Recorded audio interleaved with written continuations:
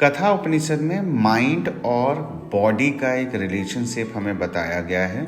जिसमें शरीर को रथ से कंपेयर किया गया है, जहाँ पे उस रथ का मालिक जो है वो आपकी आत्मा है या सेल्फ है, और बुद्धि को यानी कि इंटेलेक्ट को उसका सारथी माना गया है। इंद्रियों को उस रथ के हॉर्सेस की तरह, घोड़ों की तरह माना गया है जो उसको खींचते हैं, और जो डोर है, लगाम है, उसे हम मन मानते हैं, जिससे हम अपनी इंद्रियों को कंट्रोल में रखते हैं। और जब व्यक्ति की समझ यानी अंडरस्टैंडिंग काम नहीं करती है, मन कंट्रोल में नहीं रहता है, तो इंद्रियां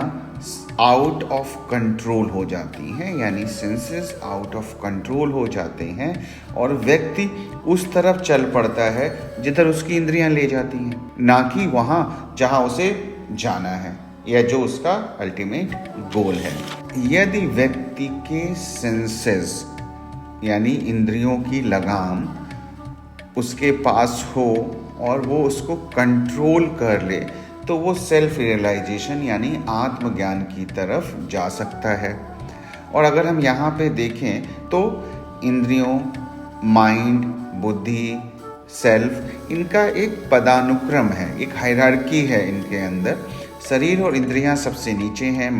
मानस यानी माइंड उससे ऊपर है, इंटेलेक्ट यानी बुद्धि उससे ऊपर है, और सेल्फ सबसे ऊपर है, उससे ऊपर कुछ भी नहीं होता है। कथा उपनिषद में ये भी बताया गया है कि जो शरीर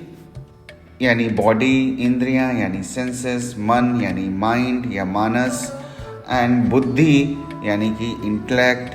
ये सब आत्मा के इंस्ट्रूमेंट्स हैं, टूल्स हैं, जिनके द्वारा आत्मा महसूस करती है, अपने कर्म करती है यानी एक्ट करती है। अगर हम सेंस ऑर्गन्स को, माइंड को कंट्रोल में रखें यानी उसे सीज करें, और अपनी बुद्धि यानी इंटेलेक्ट में जो हलचल हो रही है, जो थॉट्स बहुत सारे आ रहे हैं, उनको हम शांत करें, तो हम वो परम अवस्था यानी जिसको हम मोक्ष या सेल्फ रियलाइजेशन बोलते हैं को प्राप्त कर सकते हैं। और ये आत्मा यानी सेल्फ ही है जो सब कुछ जानने वाला है, महसूस करने वाला है और आपसे कर्म करवाने वाला है।